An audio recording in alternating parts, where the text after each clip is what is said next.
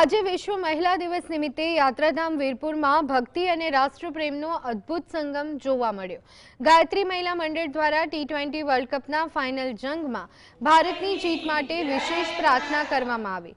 પરંપરાગત વેશભૂષામાં સજ્જ મહિલાઓએ હાથમાં ત્રિરંગો રાખી ગાયત્રી માતાજીના સાનિધ્યમાં 1000 ગાયત્રી મંત્રના જાપ કર્યા। ભારત ત્રીજી વખત ચેમ્પિયન બને તેવા મક્કમ વિશ્વાસ સાથે વીરપુરની નારી શક્તિએ ખેલાડીઓને શ્રેષ્ઠ પ્રદર્શન માટે માં શક્તિની આરાધના કરી હતી।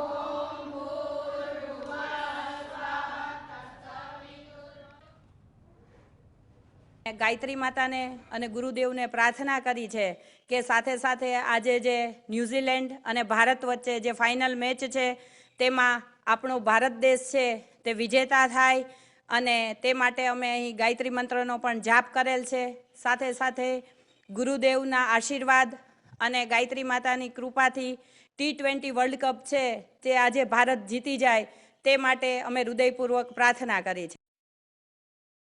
અમે એવી પ્રાર્થના કરી છે કે ભારત T20 વર્લ્ડ કપ 2 વખત જીતી ગયો છે અને ત્રીજી વખત જીતે એ અમને માતાજી પર પૂરી શ્રદ્ધા છે અને અમે માતાજીને એવી પ્રાર્થના કરી કે આપણે ભારત દેશ વર્લ્ડ કપ જીતે।